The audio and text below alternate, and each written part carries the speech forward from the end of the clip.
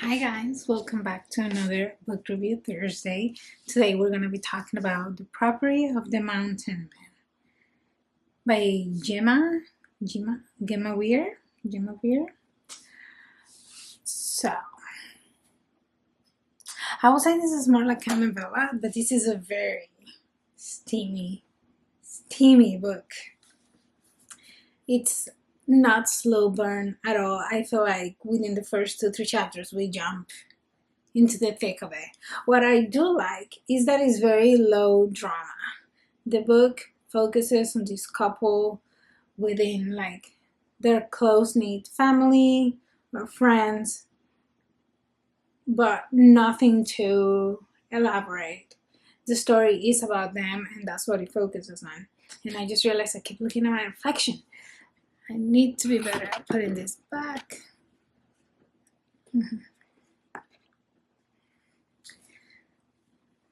Okay, back to the point. This one goes over the stories of Bo, I think that's how you pronounce their name, and then Bonnie.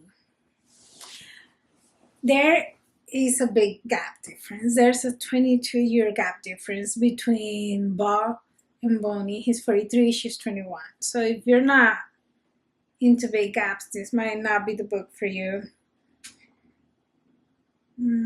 Yeah. So right when we go into the first chapter, we find out Bonnie works at a coffee shop that is named Wake Up and Go Go. Not my favorite. Will it be like Wake Up and Go Go or like Go Go? We find out that she works there, usually the morning shift, but because the son of her boss is lazy, she basically just stays the whole day working 14 hours till the close shops. And every day in the morning at the opening and closing, Bo is with her when she's opening and then when she's closing. He kinda helped her close, but not really. One thing she's always been obsessed with Bo since the beginning, and we kinda, obviously he has some kind of interest in her because he's been going to the shop every morning and every night the day she works for a whole year, but they haven't really talked. But she admires him. He's a lumberjack and he comes from a big family of 7 brothers, and there is 7 books in the series, so I assume every book is for every single different brother. One thing she says is that I always think a man's hands say a lot about him. But is not afraid to get them dirty and pitch in, even though he employs a huge group of guys to work for him. My mom said lips could lie, but hands always tell the truth, which I think is very interesting, and it is very true. Looking at somebody's hands, you can find out a lot about their life, whether they've worked their whole life, hard manual labor, or not. We have him on the shop. She's like, I sway my feet, wanting to talk to him, to tell him I think he's beautiful, to ask him to kiss me, take me home, and make love to me. This is the first chapter. Like, this is very different from Neva Altak's Slow Burn. We are like right into it. And we find out this girl, she's been attracted in love with him. She was 13, now 21. She fantasizes about him sexually and she is not afraid to say it mentally. We have the altercation of a man trying to invite Bunny out, and Bo is there to see it, and that's like what? The breaking point or the spark that ignites him to find out that he is very interested in Bonnie and he doesn't want anybody to have her. And this is the catalyst that he becomes very possessive over her. And we have his first quote. Obviously, this morning I didn't make myself clear. I want you, Bunny. And from the way you're grinding your little wet kitten against me, I know you want me too. I don't share, baby girl. I'm a possessive, unreasonable, jealous motherfucker. And the moment you kiss me back, you became mine.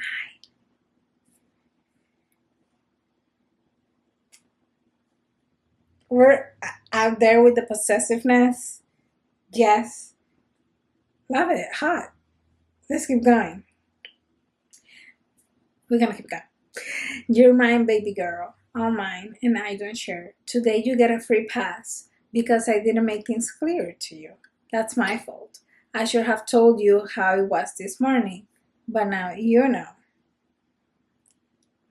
You're mine now, mine to kiss, mine to touch, mine to own. I would have liked if he said mine to own, mine to touch, mine to fuck, mine to own. But it's still good. It's possessive, steamy, and this girl looks like she's gonna get in trouble trying to flirt. What? We love it. We love it. We're like, I told you, 5 chapters in, and we're already seeing all these steamy vocabulary between them two. So if you're looking for a slow burn, this is not it. I honestly will qualify this book as porn in writing with an extended backstory. So Bunny is obviously pushing back against Bob because she's been obsessed with this man her whole life. He barely said any words to him, and then the time where a boy is trying to ask her out in front of him is what breaks it down. Damn. And then he turns into this obsessive, possessive, stalking monster that won't leave her alone.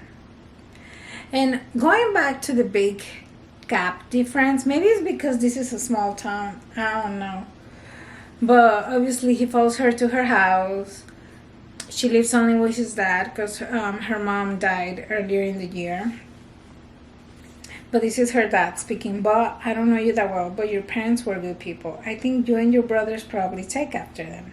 That is why I'm warning you real nice with my words. Don't hurt my daughter. Don't play her heart or mess her around. Because if we have to make this conversation again, we'll be doing it with my gun in your face right before I get my boot in your ass. A hint of amusement gone from his expression. Holding my back, I smirk, nod solemnly, and can muster. He also tells his dad, her dad, that he plans on marrying her. Wouldn't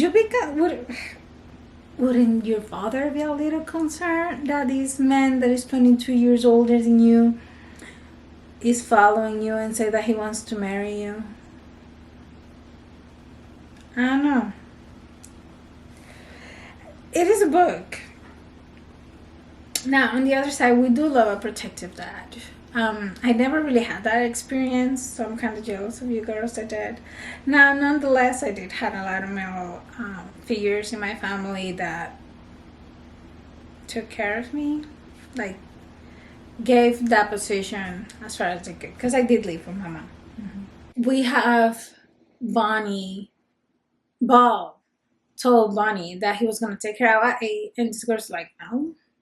So she went out on a date with the guy that asked her out, and he went obviously hunting after her. Baby girl, did you misunderstand my message? Because I told you I'll pick you up at 8. I never mentioned you coming down into town or inviting somebody else to join us. The guy that she was going out, his name was Dan. And he's like a city boy trying to come out, obviously, in comparison to this rough lumberjack. He is a little bit of a whim, and he gets scared. And then we never hear from him again after this scene. This is one of my favorite scenes. I don't want to hear it, Bunny. Right now, I'm a second away from taking you over my knee and spanking your ass until you can sit down for a week. So just be quiet and let me calm down. We love spanking. Or at least the threat of it.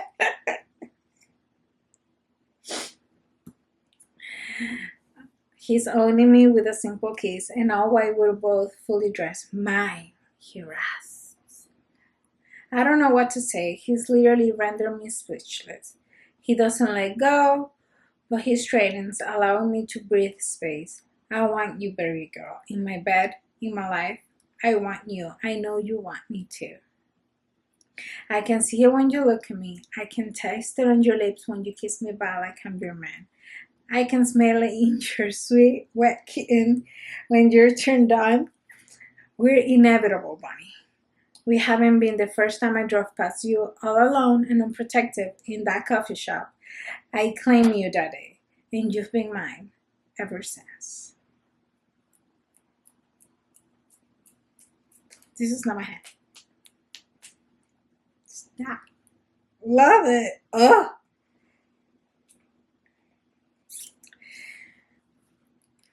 Let me feed you. What do you want for breakfast? French toast with strawberry butter, please. She says, her eyes unfocused, her body soft and pliant against me because he just finished pleasuring her in this scene. But I wanted to point, we love a man that will feed us. Food is our love language, even if we don't say it. It really is. Here's when we start to like really see the like obsession to the point that is obviously toxic and sickening. Baby girl, there's nothing that'll stop me from getting to you. If you're pissed, I'll make you forgive me. If you're sad, I'll make you happy. If you're happy, I want to be the reason for it. And we start to find out that a lot of the disagreement they have, he manipulates her into agreeing with him through sex. I don't know how I feel about that, but I don't hate it. This is all moving too quick. Maybe we should just take a little time. Now, reaching for her, I yank her to me, spinning us when she's in my arms, lowering her to the bed, pinning her down with my body. No thinking. I kiss her. No time. I kiss her again. Just us.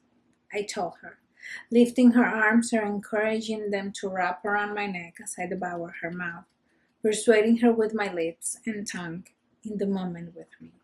At this point, they've only been together for a week, and like he's really asking her to move in with him.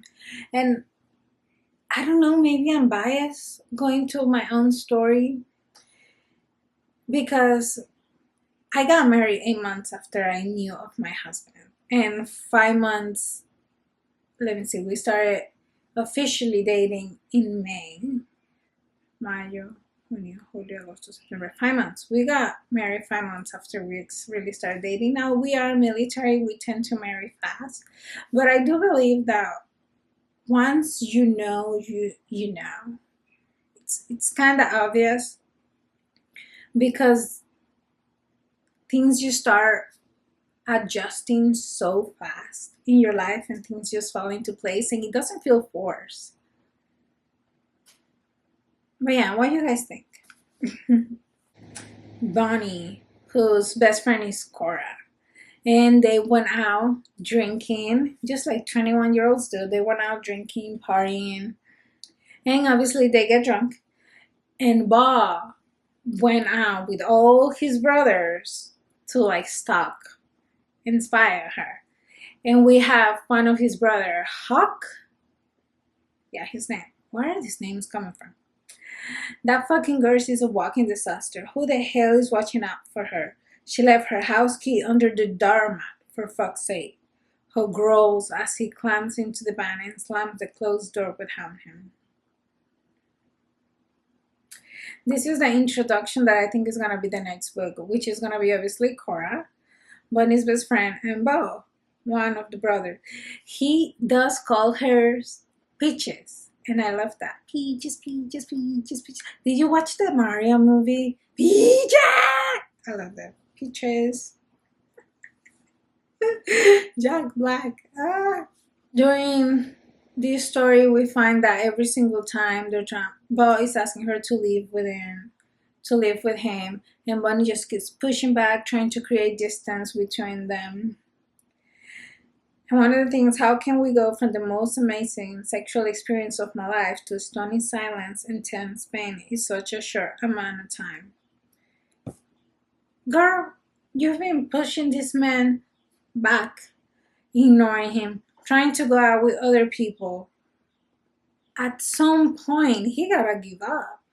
He can have all the patience in the world, but you gotta be tired at some point, especially if you are like not giving in, kind of like using him for sex, but then trying to go out with other guys. It's kind of like fucked up. At this point, who is really the villain in the story, you know? So Bonnie has a brother. His name is Caleb, but they're also apart, like big gaps apart. Like when she was born, he was already married with a kid on the way. And for some reason, their relationship is not good. He seems to think of her as a burden. And he is very obvious in public with her dislike for her, which I think is an issue. Her family, like, never really defended her, and that kind of bothers me. Caleb, running his mouth. Too busy running around with Barrett to remember your responsibilities. Maybe if you were sleeping in your own bed and not chewing off a guy old enough to be your father. Caleb, that's nuts. And this is where she breaks. I am so sick of this. I thought you gotten the message the other day, but apparently not. So let me reiterate for you. My life is absolutely none of your business. You made that choice when you decided to treat me like I'm wanton burner. I lost my mom too. You had her most of your life, and I didn't get along enough with her. I thought that loss would bring us closer, but instead it turned you into an asshole. You pushed me away. You made me feel unwelcome in your life, your family, and your home. It's been over a year. Back when I needed you and you weren't interested, now it's too late for you to give a shit. I have the world's best dad, Beth's great sister-in-law, and two kick-ass nephews. But as far as I'm concerned, that's all the family I have left. It's kind of heartbreaking. The one brother you have, and he don't want to know anything about you.